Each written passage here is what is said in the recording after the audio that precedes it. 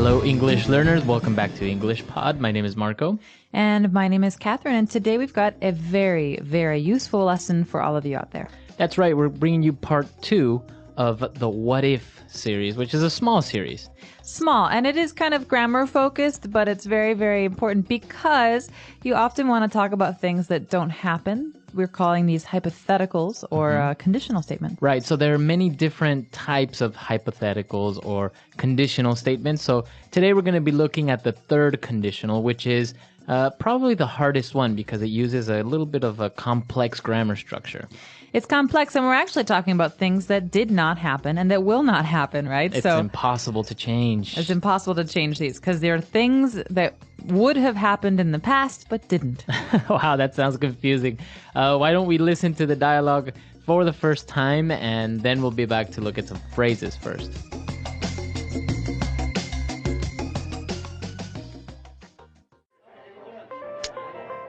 This is the good life. We have it good, don't you think? Yeah, of course. Although, don't you ever wonder what could have been? What do you mean? Well, sometimes I think of how things could have turned out if I had done things a little differently. For example? Like, for example, if I hadn't studied architecture, I would have become an artist like I wanted to.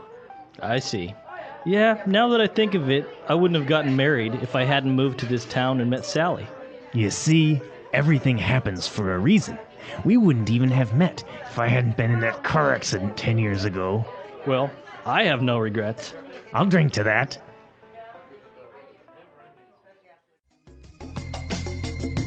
All right, so two guys, talking about life.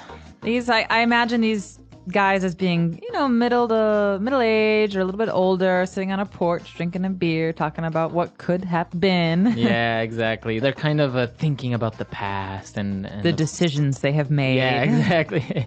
All right, so before we start in the grammar, why don't we take a look at a couple of different phrases on Fluency Builder? Fluency Builder. Well, Marco, this first phrase is a phrase you'll hear very often in English. It's a phrase that even has philosophical roots, something we talked a lot about when we were studying Socrates back in school. But this is the good life. The good life. We have the good life, or Right. I have a good life. I have a good life is a very common phrase, but here the good life is an idiom. So I'm living the good life. It means, I have no complaints about my life. Right, so pretty much you have all your necessities covered. And maybe you have a nice family and you have a good job and you're just happy. So this is the good life. Very good. So you have the good life. Now, moving on to another phrase that's kind of also philosophical, it says everything happens for a reason. All right. So this phrase is, it's also pretty common. People say this when bad things happen, but they Right. also say this when good things happen. Yeah. So basically, you're just saying that it's destiny. If this bad thing happened to you, there is a reason for it. Maybe you don't see it now, maybe not tomorrow, but maybe later you'll see why. This often happens when people lose their jobs. You say, everything happens for a reason. Maybe losing this job will allow you to find a better job. Or maybe go back to school and study. Or maybe meet the man or woman of your dreams. Right, so everything happens for a reason. Very good. And then the guy agrees and says, well, I'll drink to that. Okay, so this is a way for people speaking English to say, listen, I agree with you. I like that idea. And I will cheers. Cheers, right. Right? So this means we're going to touch our glasses or touch our beer bottles and we're going to, think about how this is it's a nice thought, Everything happens for a reason is positive. It's a way to say, listen, good things can happen from this. Right. So he's saying, yes, I agree. Cheers. I'll drink to that. I'll drink to that. All right. Well, pretty interesting phrases. They're very common, I guess, like colloquial, right? So you can use them in everyday conversation with a friend. You can. And, oftentimes we say, for example, something really positive like, I'm really glad I have such great friends. And then everyone says, oh, I'll drink to that. Right. And so this is something you'll hear when you're out with friends or with family. And they may sound funny at first, but you will recognize them when you're speaking to people who speak English. All right. So let's listen to our dialogue again, and then we'll come back and explain the grammar.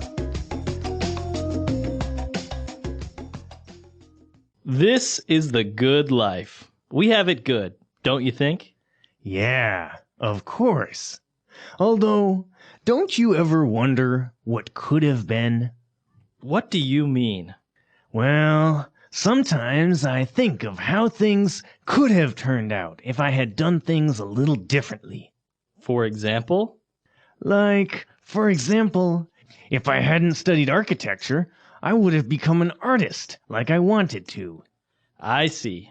Yeah, now that I think of it, I wouldn't have gotten married if I hadn't moved to this town and met Sally. You see, everything happens for a reason. We wouldn't even have met if I hadn't been in that car accident 10 years ago. Well, I have no regrets. I'll drink to that. Beep, beep, beep. All right, so now it's time for grammar breakdown. Grammar breakdown. So in grammar breakdown, we're going to look at the two main parts of these phrases that allow us to talk about things that didn't happen. So we're talking about looking back at our life and seeing what decisions and what actions we made. And in this case, we have a great sentence here. If I hadn't studied architecture, I would have become an artist. All right, so let's look at the first part before the comma.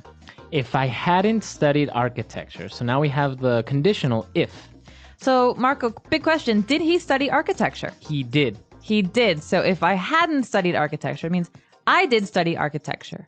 But if I had not studied it, okay, so this is if I could change the past, then what would I have done? I would have become an artist. Okay, so he wanted to be an artist, but he didn't become an artist. He studied architecture instead. Right. Okay, Very so good. you can see the two parts here. We have one, the condition, if I hadn't done this thing. And then afterwards, we have the result. Then I would have become an artist. So this is the hypothetical. Very good. And when we see the condition, you see the the structure of the sentence is had plus verb in past participle. So if I hadn't studied architecture, and this is called the past perfect, right? And then the result, as you said, would have become. This is the present perfect, have or has plus verb in past participle. Let's look at another example.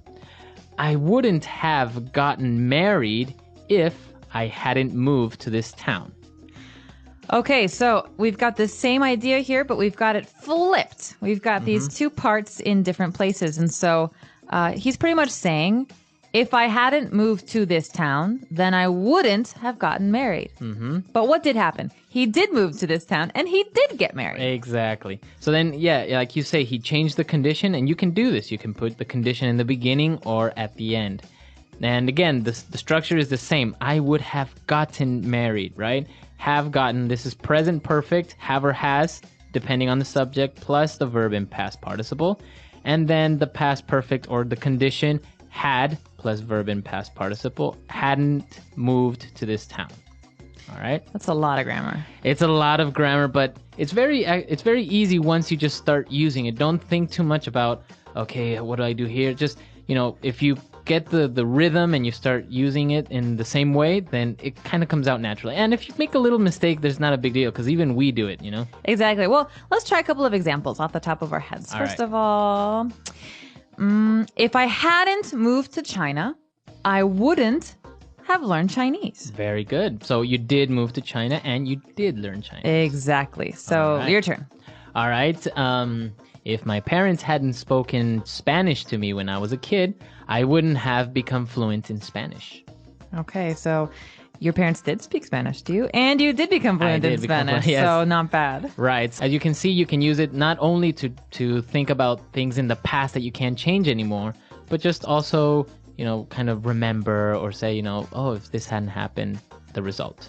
Or if I hadn't opened my big mouth, my best friend wouldn't have gotten so angry at me. Exactly. So I said something stupid, and my friend did get angry, and now I feel bad about it. It happens. All right, very good. So I hope it's clear. It does sound a little bit complicated, but this is what our website is for, right? So if you have questions or doubts or you want to try and plant your own ideas, you can come to the website and do it. Want to make some of your own sentences and practice some of these new things, then come to our website, post some comments, and we are happy to correct and add our own commentary on those. Exactly. So before we go, let's listen to this dialogue one last time.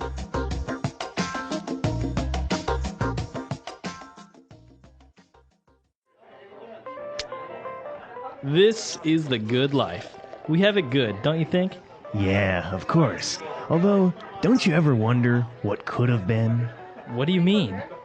Well, sometimes I think of how things could have turned out if I had done things a little differently. For example?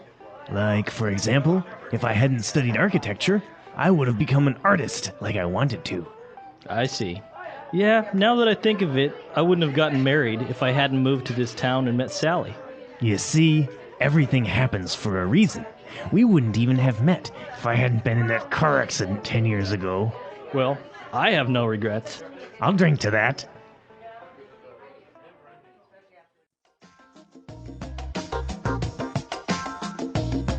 All right, we're back. So, Catherine, any other regrets maybe in your life apart from opening your mouth? Any other regrets? If my parents had spoken Spanish to me as a kid, I would have learned. But instead, I just learned English, and that's all. Well, your mom is half Swedish, right? Half Swedish, half Czech. So, and she never spoke any of these languages to you? She didn't speak Swedish or Czech. Her parents spoke English as their common language. Oh, really? But she grew up speaking Italian and German. Ah. But she didn't speak to me in those languages. And then as an adult, she forgot some of them. And so, because my dad, well, they're both Americans now, but my dad's American. They just spoke English to me. Wow. But now you speak Italian, so do you ever try and talk to your mom in Italian? Sometimes. My grandmother's Italian is much better, so my grandmother's completely fluent, so I speak to her in Italian. Oh, wow. And German as well. She's fluent in German too, and I studied German at school. So see, this is the interesting thing now. So many people are speaking so many languages, and before, if you spoke another foreign language, it was a big deal. Oh, yeah. But now it's like a requirement. You have to at least dominate your own native language and a foreign language, right? So if your native language is English, you at least have to speak Spanish or Chinese or some other language. Definitely true. And I think there are a lot of people, a lot of our users that speak maybe 2 or 3 languages, and English is just one more. So, more power to them. This is a really great skill to have, and I think it's really important to keep on going with it, even though it's frustrating sometimes. Right. And actually, once you've once you mastered 2 or 3 different languages, then the 4th and 5th just becomes easier. Actually, it's true. It sounds funny when you hear it because you're like, how could it be easier to learn more? But your brain starts to understand patterns better. Yeah. Right? And so it just becomes more natural for you. Picks up patterns from the 2 or 3 other different languages that you dominate. So it's strange how the brain works. Connections. Yeah.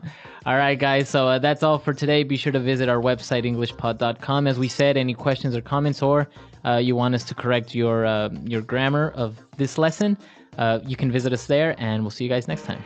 All right. Bye, everyone. Bye.